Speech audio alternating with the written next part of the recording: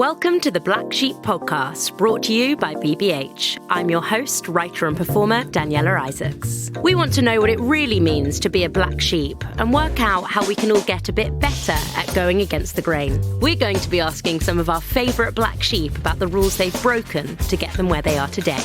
Black Sheep is a podcast about rules and how to break them.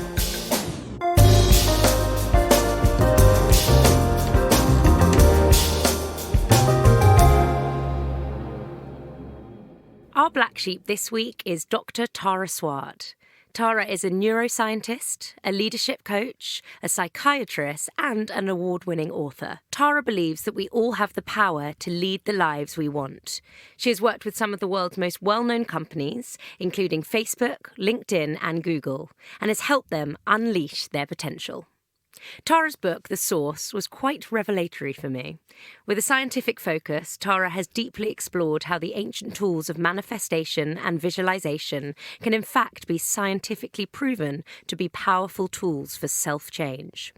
Tara has researched the latest breakthroughs in neuroscience and behavioural psychology to prove that spiritual practices, which are so often belittled by cynics, can free us of our self-limiting behaviours and propel us towards our truest, most authentic selves. Wow. Hi, Tara. Thank you for being with us today. Hi, Daniela. Thank you for having me. As you know, the title of this podcast is Black Sheep, so it would be very strange if I didn't start off by asking you whether you think of yourself as a black sheep. Well, I was quite pleased to be picked as a black sheep, actually, because I think that at every stage of my life, I never thought at the time that I was a black sheep. But when I look back at what I've done and, you know, the way that it's all come together, I definitely would say that I am. And with your book, The Source, I would have assumed that that book was deemed as quite black sheep-like within the scientific field or within, you know, alongside your peers that are clearly kind of scientifically minded. Was that how it was received? I think I've been very lucky that actually it's been received really well, but there is a little bit of, but you're a doctor and a scientist and a lecturer at MIT. How can you believe in vision boards and manifestation? So I knew that it was taking a risk when I decided to write it. As I wrote it, and it really brought together the science and the spirituality for me, I knew that that was also still perhaps a bigger risk the more I sort of got into it. And then since it's come out, it's actually just like become bigger than I ever could have thought that it was going to, in such a good way that it's obviously a risk that I'm really glad I took. Yeah. And has it made you act in a kind of more black sheep-like way within your kind of daily life, or not really? I think, you know, the whole thing about you saying, do you think you're a black sheep? And how, I guess I almost like didn't want to be one growing up, but I was. So now, yeah, it makes me just feel much more okay with being me and all the conflicts and dilemmas and dichotomies that come with that. Tara, will you kick us off with the first rule that you have broken, please?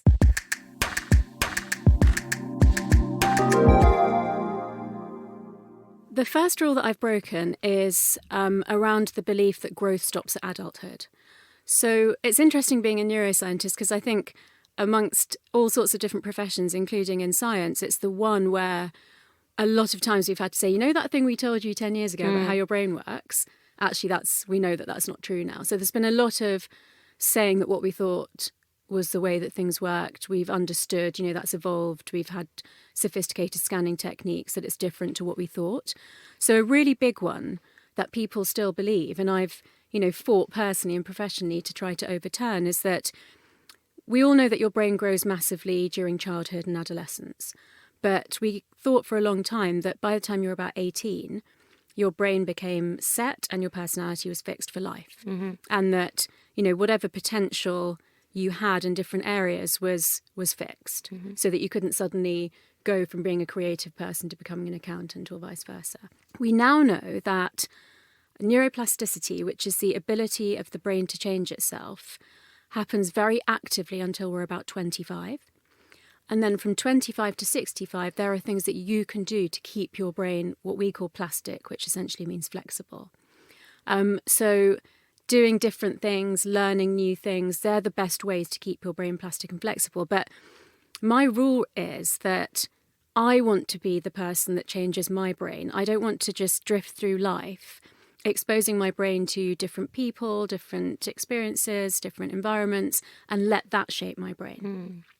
And when you were at medical school, or was it when you were at medical school, where you were taught that actually your growth does stop after childhood? That's so I was going to say I was at medical school so long ago that yes, we still believed that neuroplasticity wasn't really a thing then, but it's probably been more known about for about 20 years. So since we've known about it, then a lot more has come to light. And so how did you learn about it personally? So when I started at medical school, then I went and did my PhD in neuroscience, and then I came back and finished medical school. So when I became a junior doctor, I remember the consultant saying to me, we have our first CT scanner at the hospital in Oxford, and it's like an X-ray machine without X-rays. And I remember thinking, that sounds really weird, and I don't think I'm ever going to use that. Of course, CT isn't even the most sophisticated thing we've got anymore. So then CT, MRI, functional MRI, now diffusion tensor imaging. So all of that has moved us from relying on the sort of very primitive not experiments, but surgeries that we did on people with mental illnesses or brain tumours, which led us to believe that the brain worked in a certain way, to actually being able to see what happens in a healthy brain and see, growth from childhood to adulthood and, through to old age. We just have seen and understood differently. So how did that make you feel at this time, were you a psychiatrist you're so many things. Were you kind of practicing as a psychiatrist, or were you working within neuroscience at this time when it shifted? So at the time we got the CT scanners, I was doing medicine and surgery. You have to do that in the first year when you qualify.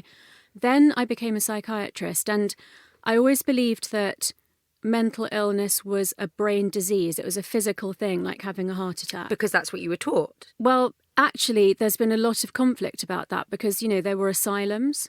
There was the whole argument about whether psychiatric wards should be in a general hospital or not. So that's gone back and forth. It was actually quite contra the current belief to think of mental illness as a physical chemical disorder. Yeah. So I was always of that mindset from the beginning. It was really after I stopped being a psychiatrist and changed career and looked more into neuroscience research for peak performance, for people who didn't have a disease but just wanted to get more out of their brain. That's when I really understood that neuroplasticity is the single most exciting, area to be in.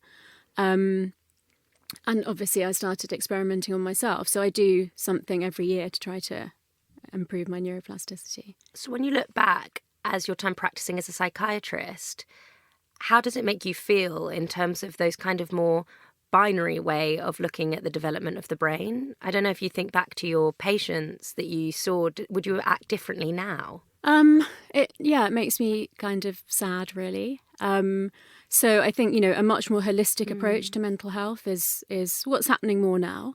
And, that's whether you have a mental illness or not, just understanding that things like what you eat and how much you move around and what sort of, supportive relationships you have around you, how important those things are to improving mental health, not just diagnosing and giving medication and keeping people on wards. And so in my mind, that is how the NHS are dealing with mental health now, the latter. But am I being too negative? It's definitely improved over time. But remember, I was a psychiatrist nearly 20 years ago. So it's definitely improved over time, but obviously resources are squeezed. And then, ideally everybody would get medication and psychological therapy if they needed both, but that's not possible most of the time. Yeah. Let alone the advice on what you should eat. And it's a resource issue. But that's why I feel like, that's why I wrote the book, so that more people could have access to the knowledge that if you live in a holistic way, if you look after your brain and your body, it has a very cumulative impact on the performance of your brain, whether that's, not having a relapse or whether it's performing really well at your job. They're all on a spectrum. But neuroplasticity underlies all of that, which is that you can grow and change well into adulthood and throughout. And, even if you do certain things by your late 30s to early 40s, you can even slow down the cognitive decline that starts around the age of 70. Wow. Do you think that psychiatry, well, let's say within the UK or within the world, needs to have a greater understanding of neuroplasticity for when they're kind of treating patients? Yeah, I mean, I really want to say that there was a lot of good work going on even like 15, 20 years ago. So, for example, I did a forensic psychiatry job, which was... Wow. Yeah. It was a medium secure locked ward, but there were murderers and rapists on the ward and in the clinic. And the work that the psychologists were doing on teaching empathy and remorse to rapists was, I think, ahead of its time. I look back now and think, okay, they were actually using neuroplasticity then, but maybe not using that word. So, you know, it totally turns over this phrase that I still hear, which is you can't teach an old dog new tricks. Yeah. Or in relationships, they won't change. Totally. So let them go, they won't change. Totally. But you believe you can change? I tell everybody that you can change. So will you tell me a little bit more about how you have changed as an adult, how your brain has developed and how you kind of became aware of that potential? Yeah, so I am not one of these people that says, I want to live till I'm really old and I wish I was young again. But neuroplasticity is the one thing that I think I wish I'd known about this when I was 18. So, I went to medical school and I was a doctor in the NHS, and that's a very fixed path. And when you do a vocational degree, you do tend to think that you can't do anything else. So for a long time, I thought I was going to be a doctor for the rest of my life. At one point in my mid-30s, I literally woke up one day and thought, I went to medical school because everyone said, you're so clever, you should go to medical school. I did a PhD because everyone said, you're so clever, you could do a PhD as well. And I just thought, if I'm so clever, I should be able to do whatever I want. And I have never thought about what I actually want to do. So that was, age 34, 35 was, to me, the beginning of my life because of neuroplasticity. And what was that trigger? What do you think led to that wake up in the middle of the night thought? It always sounds like you just woke up in the middle of the night. Or did it not kind of happen like that? Most probably not. With neuroplasticity, actually, a lot of psychological work goes on in the background. So for the last 2 years of being a doctor, I had become a bit disillusioned. I had travelled the world. I had done all different specialties of psychiatry, like forensic, children, adults, old age, drug abuse. And I just felt like there wasn't going to be enough intellectual challenge and new and different things in a 30 or 40 year career. And I started to think, there must be something more. I thought about it for two years on and off. And then I ended up in a conversation with a friend who I'd been at school with, who had worked for a big consulting firm for 7 years. And she said, there's an overlap between what you do and what I do. And she introduced me to executive coaching. And what does that mean?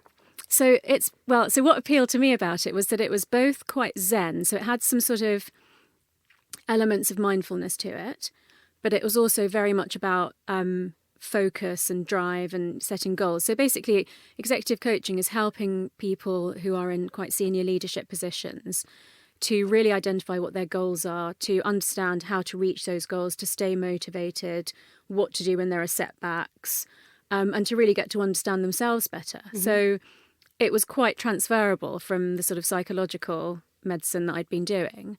And I think because of that backstory of kind of thinking that, there must be more to the world of work than this for me, when I found this thing, I thought, okay, this is something I could really do. So I started to look into it quite seriously. And how did that connect with the timeline of you understanding more about neuroplasticity? I'm just thinking about your own change as an adult. I think, actually, now that you're asking me, it's interesting. I must have made the change before I really knew about neuroplasticity. Right. And then as a scientist, you needed the evidence to back up. Yeah. You were doing the right thing. I mean, when I look back, I think there are lots of things that I did intuitively that are actually based on the newest findings of neuroscience now. So I do think that all my training really helped me. But I think, there's something else that you can't explain that I just felt like I, should do something different. Yeah. And I'm assuming, if you're talking to potential clients and telling them to listen to their brain or listen to themselves and you're not doing that, then there's a disconnect. So you have to, I'm assuming, work on yourself at the same time. Oh, yeah. Now it's, I always say I would never ask anyone to do something that I'm not prepared to do myself. And I do, all the neuroplasticity experiments on myself. And what does that entail? Well, it can be anything from like learning a new language, learning a musical instrument, pushing myself out of my comfort zone, like in a sort of a physical way, like skiing or, I can't think if there was another physical challenge. I remember for me, physical challenges are really good analogies because I use my brain power all the time. That's what I do, and that's what I ask other people to do. And it's only when I was sitting on the side of a black run in Switzerland, literally sitting down and thinking, if I stand up, I'm going to hurtle to my death, but I can't keep sitting here forever, that I thought, this is what I ask my coaching clients to do mentally. Yeah. I ask them to make really big decisions about work, life, and then if they don't do it, I'm very kind of demanding about why it went wrong, what held them back. So for me, pushing myself out of my comfort zone physically really helps me to understand what I demand of people mentally. And do you have a coach for you? I've had coaching, I've had psychotherapy, I've had supervision, I've had mentoring. I'm into all that stuff, yeah. So then I'm thinking about the people who perhaps can't afford to see a coach or, kind of have a kind of set focus for them to work on the growth within their brain. Mm-hmm. What can they do? They can read my book. Yeah, that wasn't an intentional plug, but yeah, great. But I mean, that's really why I wrote it, because obviously not everyone can have access to things like coaching and psychotherapy. And so, as you know, the last 4 chapters of the book are purely practical, and they're all the exercises from short to longer term that I've done myself and built up over time that I believe leads to that actual change in your brain that you need to make that leap or just, have more insight about yourself. And maybe we'll get onto this more when we get into your second and third rule. But I assume, or I'll ask you, do you believe that in order to grow, you need to really have an understanding of who you think you are to start with? 100%, because by now, whatever age you are, you have developed... I'm 12. I'm 29. By 29, you have developed certain neural pathways that are much thicker than other ones because they're things that you like doing or you've done repetitively or have a strong emotion associated with them. And so if you can't start with a snapshot of where you are now, then, it's like starting but not knowing where you're starting from. Yeah. So I think, that's really important. So, some looking back, not too much, this isn't therapy, but just getting a snapshot of where you are now to understand I've relied on these neural pathways really heavily and that's got me to where I am now, but it's going to take something different to push me forward. So some people will say, well, I don't need to grow. I'm happy with how I am. And they're living a kind of average existence. Mm-hmm. Why do you think we should grow? What's the kind of benefits? I think if you're truly happy with where you are, then for some people there is no impetus to change. But the question I ask in the book is your life panning out exactly how you always dreamed it would? Mm-hmm. And if the answer to that is no, which for most people the answer is no, then there are some things that you can do to give you greater agency over bringing into your life the things that you've always really wanted. That sounds like there's a total sense of control. The one thing that I have battled with throughout my life is letting go of control. So it sounds like you're saying you can have total control. Do you think that's true? What I'm saying, so that's a very interesting sort of fine line that you've brought up. When people struggle with control, it's because you're trying to control the things around you, and you can't do that. I'm talking about mastery over your own brain. Uh-huh. So your ability to adapt to the things around you, choose the things around you, use the things around you to better yourself. It's not about controlling the things or the people in your life. It's about controlling yourself. I mean, there's even a quote, I think it's a famous military quote, which is, I can't trust a man to control others who can't control himself. But okay, I hear that. And then I'm like, well, as a doctor, where does physical illness fit in within that? Because if you're kind of trying to control your brain, does that mean, maybe this is me being someone that has quite a lot of health anxiety, where do you sit on the kind of control line of your physical body? Illness, disease? Yeah, so it's a couple of things. One is that I don't distinguish between the brain and the body. So I think I see them as one connected whole. Mm-hmm. And actually, there's a growing field, which is very, very interesting, You could call it psychoneuroendocrinology, but I could add a lot of words to that. But basically, it's the connection between your mental state, the physical condition of your brain, the nerves and hormones in your body that are regulated by your brain, and your immune system. And so that's actually why I say that try to do all the healthy things that I've written about in the book that we all know, sleep, eat, exercise, but don't stress about it, because it's the stress that will kill you in the end. So actually coming back to emotional mastery, which is managing that anxiety. For example, I get a lot of psychosomatic pain, but I've understood that it's psychosomatic. So and how have you got to that understanding?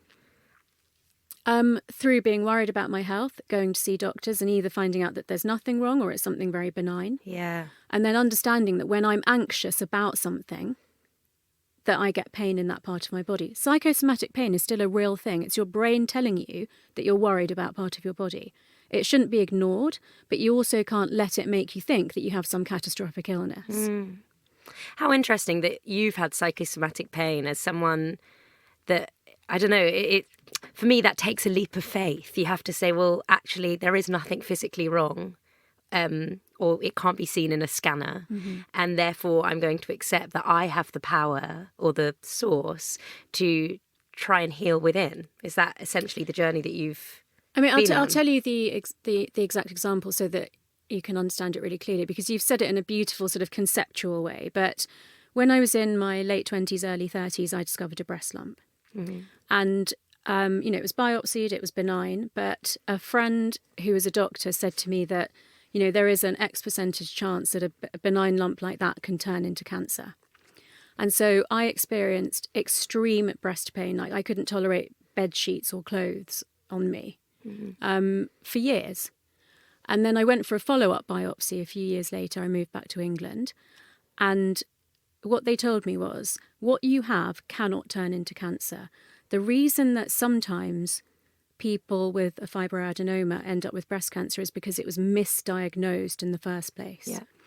And so once I knew that I definitely have a fibroadenoma, I've had it biopsied 2 or 3 times by now, and that cannot turn into cancer. I could get breast cancer like anybody else could, but that lump cannot turn into breast cancer. My breast pain disappeared immediately. That's when I really understood the power of the brain over the body. Yeah. And that's when I became fascinated by it. Wow, we need to move on, but I want to bring up all these things again. Tara, will you throw us in, please, to the second rule that you've broken?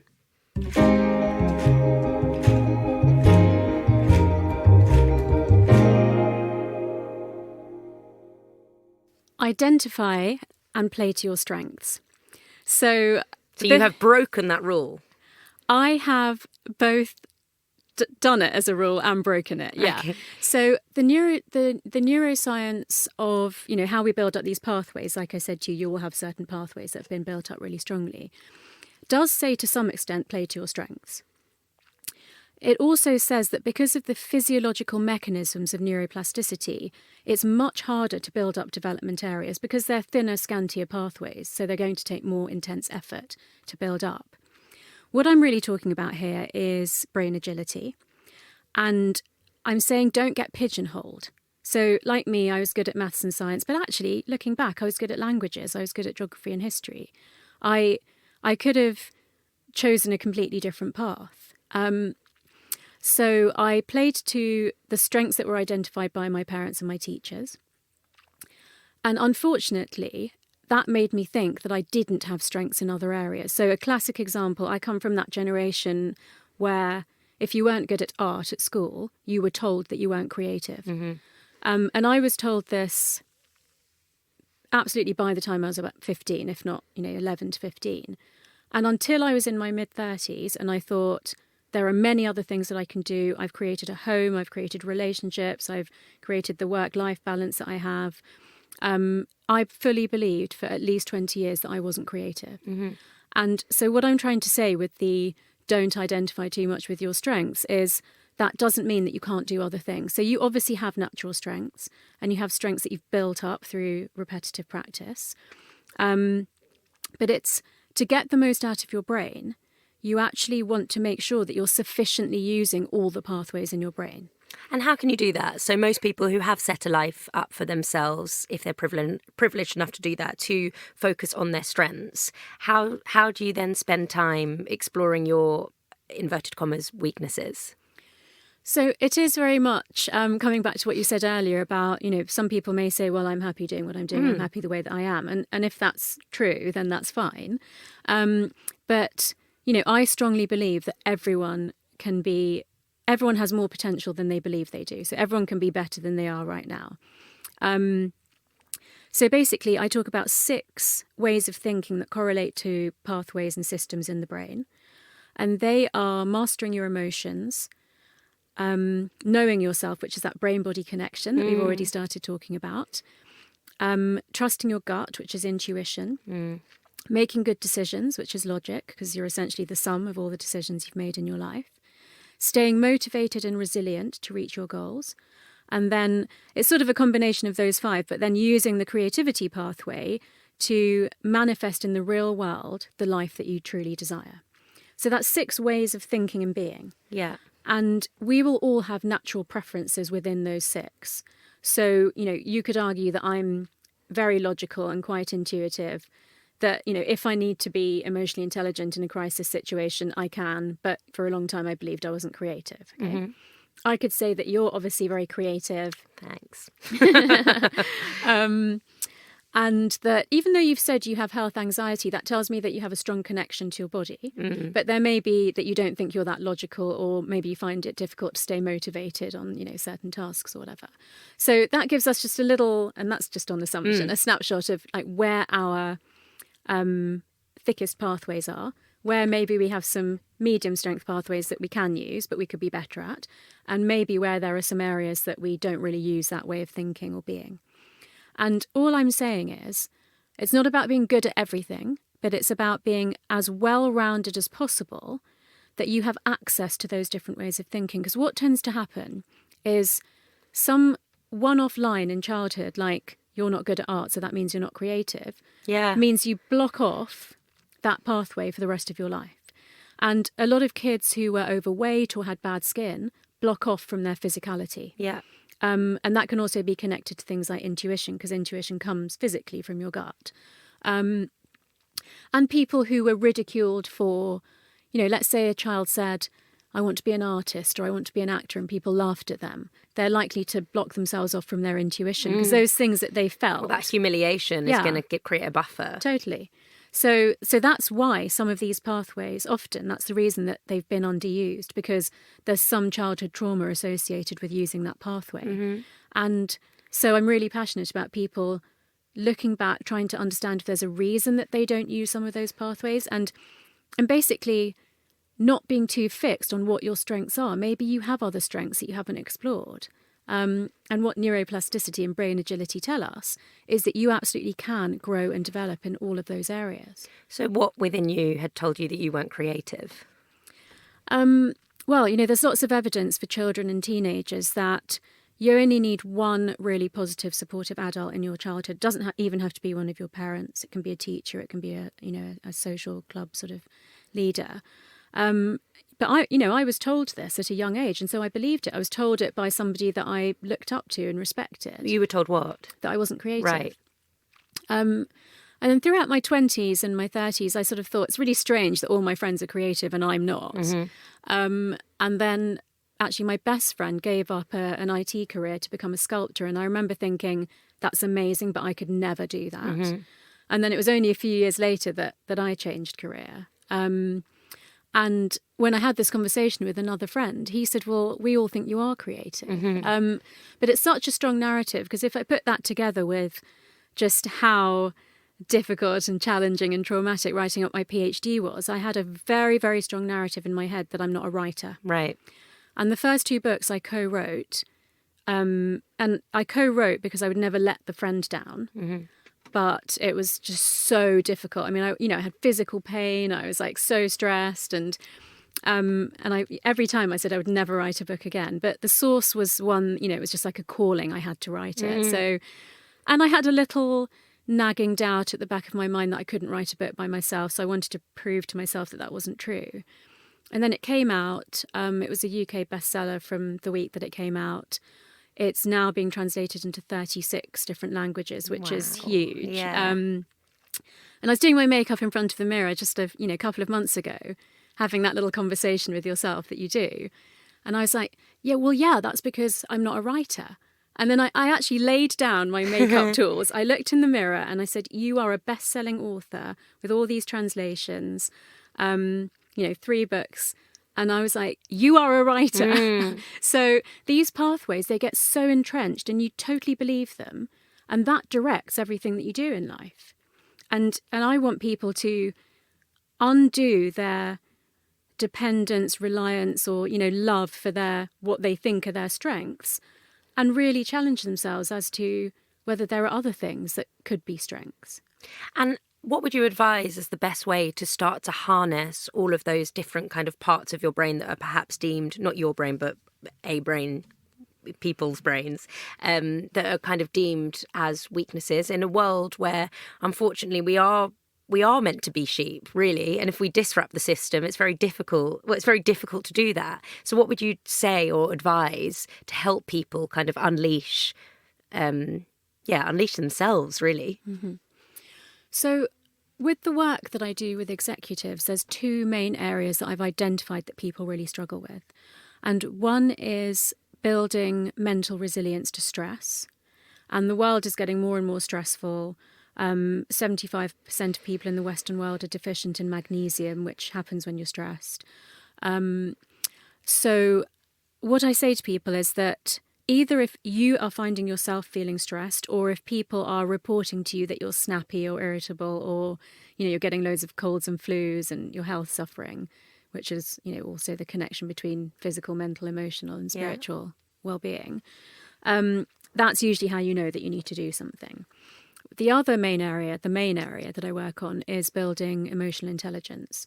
So what I hear a lot is he's really great at his job, but if he carries on behaving the way that he has, we're going to have to let him go. Yeah. So that's quite solid feedback from somebody that the emotional intelligence piece is what's holding that person back from full success.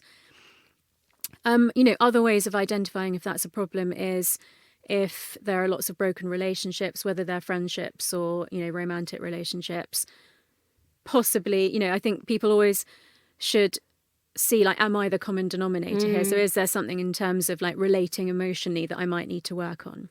And I guess that connects with, rather than accepting, that is the way I am, I am someone that cannot commit, to actually say, well, I can change that. Yeah, it totally connects to that. And I always say that just that level of insight, what I call raising from non-conscious to conscious, that there's an issue, that's 50% of the battle. Yeah. The rest, which is identifying opportunities to try a new behaviour, repeatedly practicing the desired behaviour, and somehow being held accountable to making that change, that it's hard work, but I always say that's exactly the same as learning a new language. So let's say, what languages do you speak? French, very GCSE. Okay. So think about the difference between if you now wanted to brush up your French, how much effort that would take. Yeah. Or if you chose a totally new language, let's say Spanish, which is, it's connected Spanish. And it's, wouldn't be that difficult. So just think about the amount of time and the effort it would take you to brush up French or learn Spanish.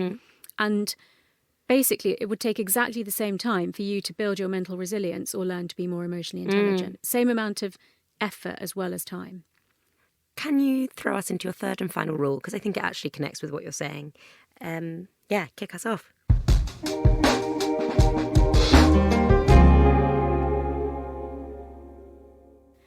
Yeah, so this rule is that New Age thinking, and by that I'm encompassing things like certain forms of spirituality, laws of attraction, manifestation, vision boards, that basically they're nonsense because they're not based on science. So you have broken that rule, and very much so within your book.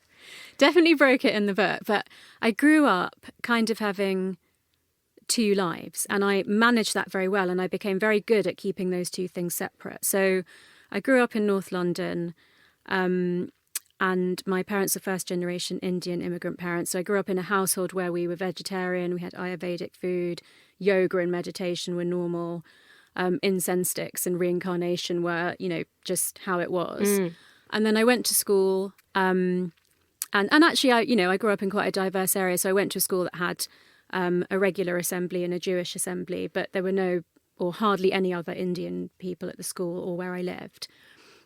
So I learnt to keep those sort of Eastern and spiritual practices totally separate from going to school with people who didn't do any of those things, and then going to medical school and learning about Western medicine, and becoming a very hardcore scientist. Neuroscience is pretty empirical. So,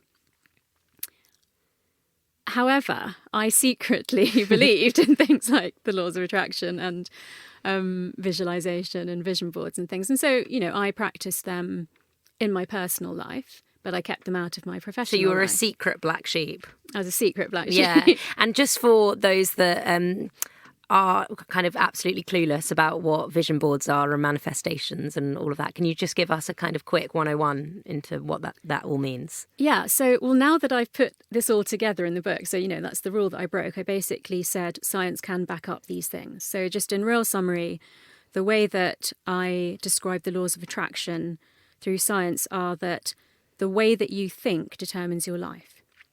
If that's true, then cognitive science should be able to explain that. And one of the strongest gearings of the brain is what's called loss aversion. So the way that we've survived and thrived as a species is by avoiding danger and avoiding threats to our physical safety. And the psychological drive to avoid something bad is twice as powerful as the drive to get a reward. Mm-hmm. However, in the modern day, we're not really looking out for saber-toothed tigers. Yeah. We're not likely to starve to death, most of us. We're very lucky.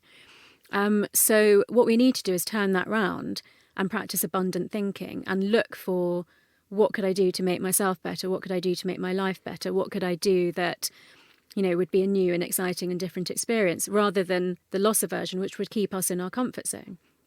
So that's kind of the scientific explanation of laws of attraction. Manifestation is part of the laws of attraction, which relates to the sixth pathway in brain agility, which is that using your brain power, you can create the real world outcomes that you desire. You have a lot more agency over that than we used to think. Mm-hmm. Vision boards have received a lot of criticism as pseudoscience, especially because the books that have come out about visualization and vision boards before have said that, if you think of and wish for and, really desire good things, then they'll come to you. But if bad things happen to you, that's your fault. Mm-hmm. So I've sort of turned that a little bit more scientific and called them action boards, and said that there are scientific reasons called selective attention, selective filtering and value tagging, that if you create imagery to bring to the front of your mind the things that you really want, then you're more likely to notice and grasp opportunities in the real world to make those things come true. But you can't just create the imagery like a fantasy life and wish that it comes true. You have to do things on a regular basis to move yourself towards achieving those goals. Now, I'm going to take a guess from your age that you played Tetris on a Game Boy when you were little. And do you remember that if you played it last thing at night, that when you closed your eyes to go to sleep, you could see the little bricks falling down? Yeah. So that's now a recognised psychological phenomenon called the Tetris Effect. Mm-hmm. And so if you create a vision board, or you do a visualization in your mind, last thing at night, around that period of going from being awake to falling asleep, that has a very strong priming effect on your subconscious. And it means that you're more likely to be directed to things relevant to those images the next day when you wake up. And how did you start to become aware of all of this? So obviously you said growing up, you grew up in a Hindu family, so there was some Eastern practices, but I'd say there's still quite a leap from that to vision boards, manifestations, etc. So how did you find it? Yeah, so I think because of the two ways of thinking that I grew up with, I was open to that sort of thing. So I was about, again, 30, 31, when a friend introduced me to a book called The Master Key System. And it had originally come out as a weekly newspaper column. So it was sort of, each chapter had a short description, then a meditation type thing that you had, or a visualization that you had to do. And, I was interested in Jungian psychology, I was interested in Buddhist philosophy, and I was interested in this book. So I read it, But at the time, I was happily married. I was living in Australia. I was traveling. I was being a doctor. I thought, oh, I'll come back to the exercises if I ever need them. But I didn't really think that I would need them anytime soon. And then fast forward 4 or 5 years, I got divorced. I gave up my career. I moved countries. And I suddenly remembered this book. And I thought, I need to do those exercises. So I managed to get the book on Amazon Marketplace because it's out of print. And I religiously did the exercises every week for about 6 months. And that's when I really understood that the way that you think determines everything that happens in your life. So what were the changes that happened over that time? So, well, I basically, I learnt to meditate properly, to still my body, still my mind, think positively, understand how everything was connected. And I started becoming much bolder about the business that I was building, much more decisive about what I would tolerate or not in my personal relationships, much more careful about things like exercising and eating properly, and having proper downtime to, rejuvenate my mind. And basically started making the vision boards. And when you say that, I know it's within the book, but how would you build your vision board? It was very hands-on at first. I actually now do it digitally, but for 7, 8, 9 years I did it by getting a piece of cardboard, scissors, glue, magazines. It's like a collage. Yeah, it's a collage that you make. It's partly based on things that you know that you want in your life, but also if you get drawn to images for some reason, even if you can't explain it, or if it sort of metaphorically represents something that you want, then you would place those on your board. You choose things like, do you want the board to be full or do you want space in your life? Are certain things touching each other and connected, or are they in separate categories? And, I always would lay it out without gluing it down, at least sleep on it one night. If something looks wrong on the board, remove it, even if you think, oh, I definitely wanted to travel to, Rio. But if it looks wrong on the board, you have to remove it. Another flip through the magazines till it feels right. And it's quite helpful to have someone to say, like, is everything that you want on there, or have you really sort of put the thing that you want as much as you should, and things like you put things big or central, depending on how important they are. Glue it down, keep it in a place that's visible. When I first started, as I said, I was building up a business, so I would put specific amounts of money that I wanted to make in a year. I was going to ask, how specific should you be? So I've been on a journey with it because I've been doing it for about 12 years now, which is that you sort of, when you first start, you keep it a little bit general because you don't really know how it's going to work. Once you see the magic of it, you tend to get much more specific. And, it got to the point where I was sort of like, be careful what you ask for because it, really comes true exactly as you've asked for it. Now I would say I like to leave a bit of room for magic because I don't believe that I know everything and I can control everything. So I quite like the thought of leaving some room for something to come into my life that I haven't even thought of. But I do have very, very specific things on there. So to be honest, anything that's on the board is very specific. And will it be to do with all spheres of life? So work, family, Relationships. relationships, fertility, travel. And, I have loads of friends who I said, you have to do this. And they've got engaged, married, had babies, started up their own business.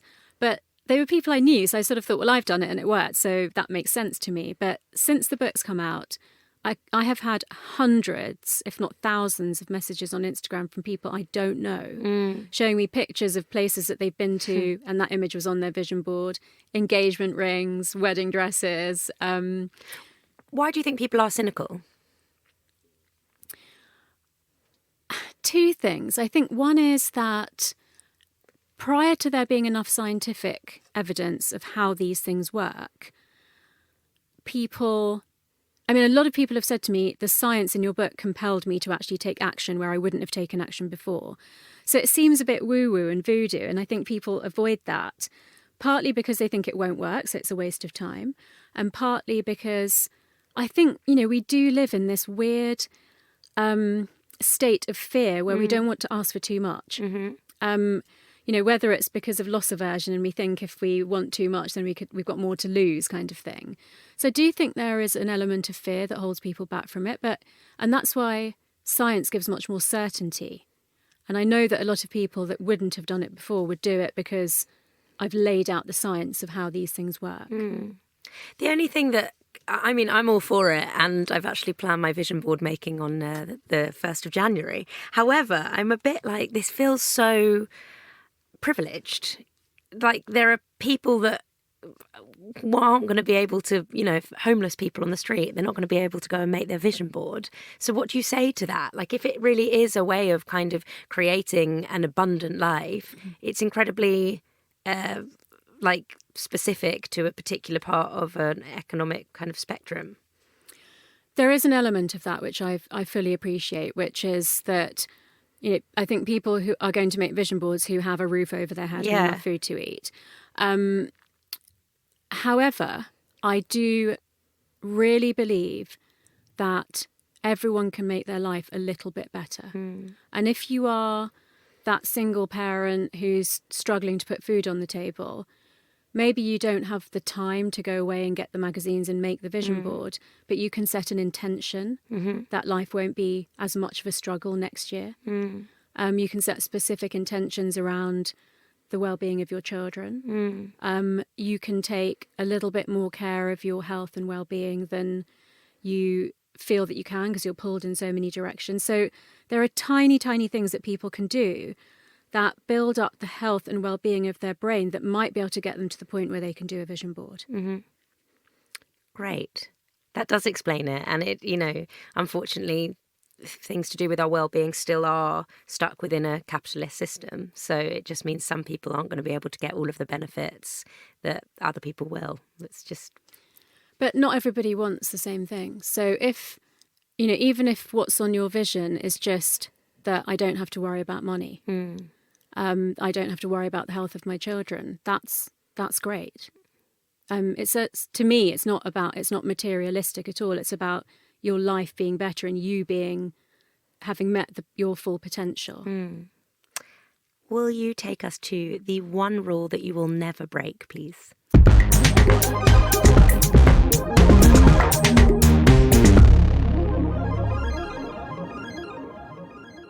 The one rule that I will never break is about listening to my intuition. And I do think that inner voice has always been there for me, but I've definitely worked on honing it. And I would say that journaling is the best way to hone your intuition. So I have started that since reading your book. Will you explain what that means? Again, it's quite basic, which is, get a nice paper diary and handwrite it. But a lot more people these days will just, type up notes. For me, reading back through my journal was like a revelation. It's your own handwriting. You remember what you were thinking at the time.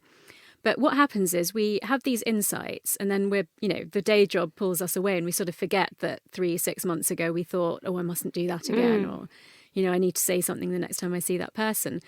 But if you look back and you see yourself basically repeatedly doing and saying the same things, or saying that you won't, but then doing them, or not listening to that nagging doubt, not going for that, extra thing that you believe in, then you have to actually face a physical fact, which is that it's written down there by you and requires some change. So I also think that specifically when you have a conflict between what logic tells you or what other people tell you and your inner voice, it's very interesting to chart the progress of that decision. And the more that I found that I listened to that inner voice, and the earlier I did that, I just saved myself so much grief. Because you look back and you think, the classic example is a bad relationship that you shouldn't stay in. And I've heard just too many people say, I started to get that, sick feeling in my stomach. I knew that I should leave, but I just didn't want to because I hated the idea of being single again or, being back in the dating game. And the thing is that it pans out, causing, so much extra stress and then ends anyway, that actually if you learn that that's a pattern for you, it's better to just move forward as quickly as you can, listening to your intuition. And what about if you have, I guess this is a bit of a selfish question, like a bit of a buzzy brain? So like endless thoughts. How do you work out what is your intuition versus what is perhaps like intrusive thoughts? So Actually, the best thing to do in that scenario is to take a good quality probiotic for 1 month.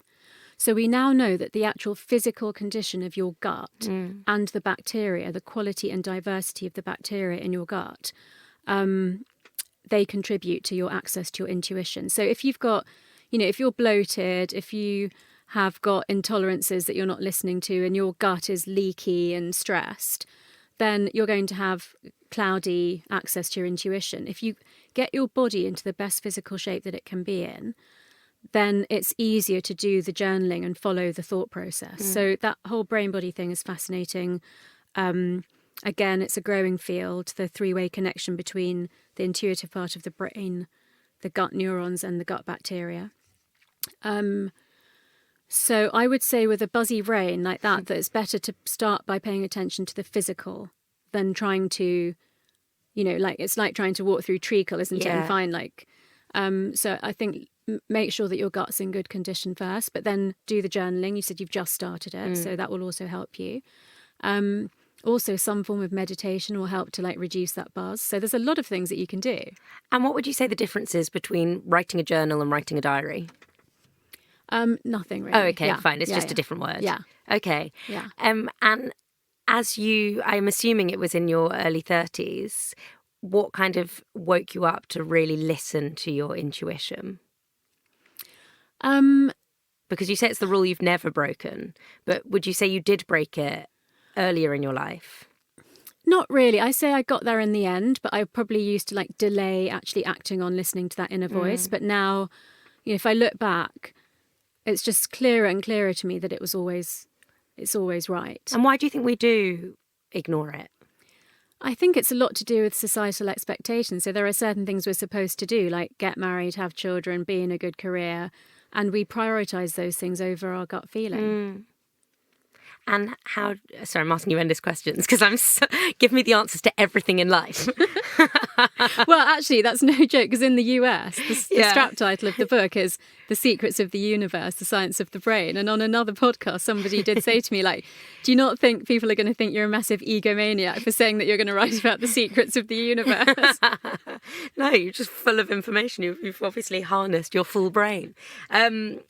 Yes, I was going to ask, are there kind of different turning points for you where you feel like you have been able to access your intuition on a deeper and deeper level? And is that still continuing its journey? Absolutely. So, when you say that I've harnessed my full brain, I've definitely come a long way. But it's one of those things where the more you know, the more you realise there's so much more to be done. So, yeah, I definitely have some conflicts around my intuition still at some times. Like what? Mostly about what to do, in work. So, I run my own business. It's pretty portfolio, which is nice.